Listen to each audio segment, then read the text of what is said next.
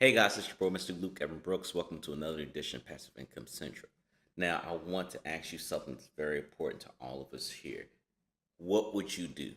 What would I do? What would I do if I was starting a Turo fleet in 2024? I'm going to tell you this and more in this episode, so stay tuned.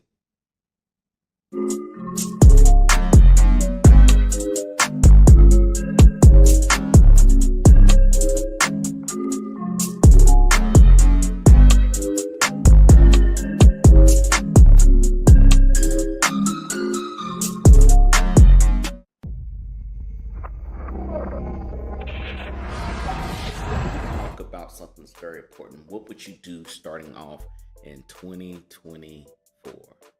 Okay, guys, so some of the things that I would have done starting off in 2024, very straightforward. It's some of the things that some people avoid doing. Now, I'm going to tell you exactly what that is. So, some of the things that I will look at is, hey, what are some of the things that people forget? It's the niche. That's one of the things that I want to talk to you about, the niche. So for example, who are you looking to gear your cars towards? A lot of people try to go this high end, they go for the exotic cars and things like that, but that may be what your market is. You have to know what your market is. If I was to go back and say we start this over 2023, we go back to 2023 and apply to 2024, it would still work today.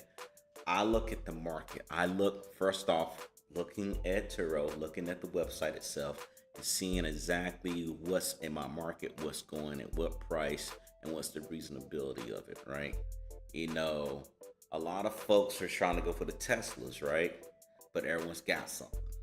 And some people may not want the Tesla. Some people may want a gas saver during this time of rising market prices, right? Gas prices are ridiculous, coast to coast. You have to do your research on your local market and make sure that you can find a gap that you can fill in, that you can help. Number two, treat your car like royalty, right? With a budget though. A lot of people think that, hey, I'm just gonna take the car and just let it go out and don't do any maintenance whatsoever on it. That's the terrible thing to do. That is how you get your car delisted. That is how you end up paying ridiculous price, and this is how you lose the game of which is called being a Turo host. You want to get reliable wheels. You want to make your renters happy, and you want them to keep coming because you want those reviews. I'm constantly now getting my car rented. When I talk to my team, I cannot even be done with a 5-minute meeting before the car is being rented out, because people look at the reviews, they look at what I've done with the cars. These cars that I have are fuel efficient, they were low maintenance in requirement, and don't forget, I make sure I take care of them. What I mean by taking care of them, I'm making sure I'm taking them to the car wash. I'm making sure that we're checking the tire pressure, we're checking the trim, we're checking all the maintenance that needs to be done. We're making sure that anything that we catch ahead of time does not become a major issue. Some of the major issues that I've saw in the past that I made mistakes on were looking or neglecting to look at the battery, the condition of the battery. Not just, the battery's in there, but seeing if there's any corrosion on the battery, making sure the battery life is good, because you got to think about these customers are driving your car normal or higher than normal with what you will see with your own driving habits. Some customers might idle in the car. Some person might say it's too cold in the vehicle. So the vehicle was too cold, I'm going to keep it running. That runs down some stuff, right? Or I want to listen to the radio, I'm going to listen to my tunes. I'm not going to have the engine on. That messes with your battery. You got to think of those type of things, and you got to constantly keep an eye on these regular small things right here, especially oil change. The most recurring thing with preventive maintenance is the oil change. You definitely want to make sure you stay on top of it. Number three, price like a pro, dynamic domination. Turo offers automated pricing where they adjust the prices up and down for you, so you don't have to worry about that. But I've noticed in the past with their system, they may price your vehicle too low.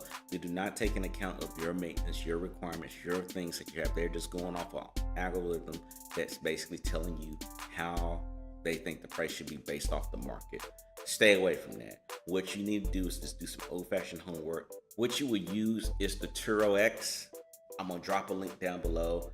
This will give you an idea of what your cars or what type of style cars that you have in your market and what their prices are. You don't want to play guessing games with your pricing.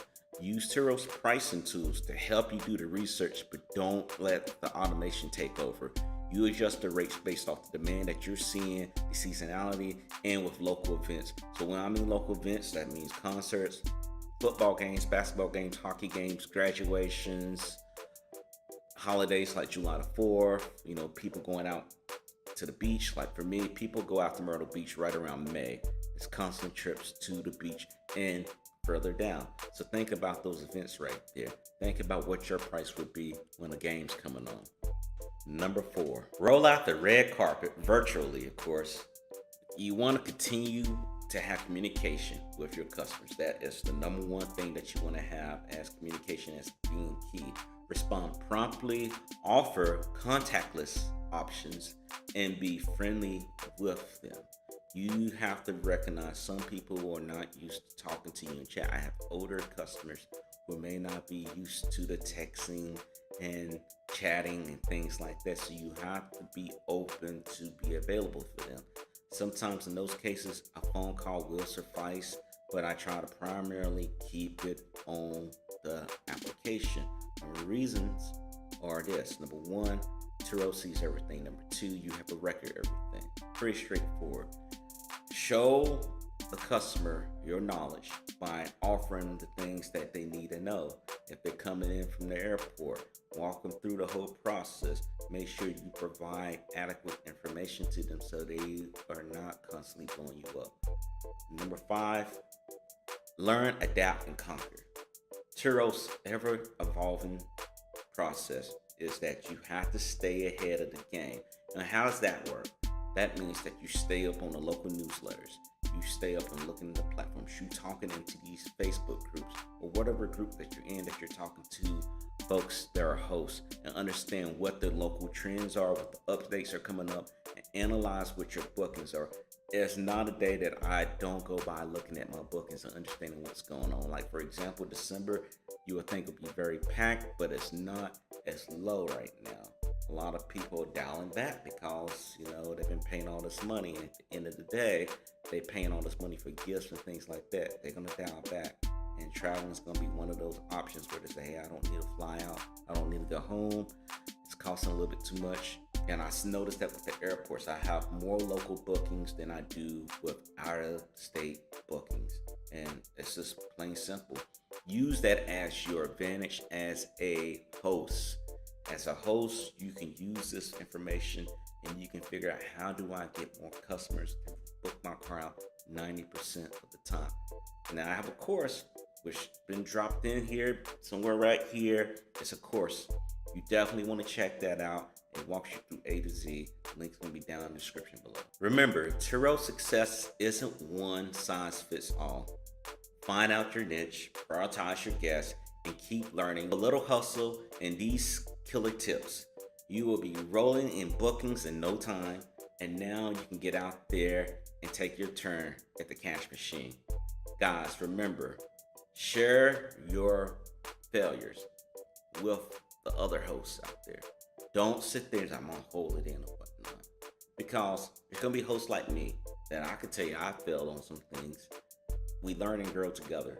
Yes, it's a little bit of competition, but it's not like where I'm meeting you. You're in Texas, I'm in North Carolina. There's no way that we're gonna have an issue right here. You gotta also remember, you gotta showcase your own unique car niche. Visuals are king. You don't need to go out and get a professional photographer, but you gotta take some decent pictures that really grabs people's attention. Now, I will tell you this.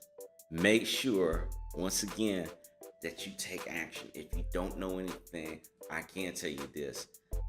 Link down below. It's gonna walk you through what I'm doing right now that has helped me ever since I started on Turo. I have learned these steps. I have walked through these steps. I have did these steps each and every day when I have customers. And this is something that I want to share with you. It's my Turo Master course. I'm going to walk you A to Z. I'm going to show you how to do remoteless check-in. I'm going to walk you through your deductibles. I'm going to walk you through how you need to list your vehicle, how to take the pictures, how to make sure that you're picking the right car when you're buying your first car on the platform, and what to avoid. You definitely want to go ahead and jump on the offer while it's still at a low price. The link is down below. Don't forget, guys, to subscribe. Promotions going on.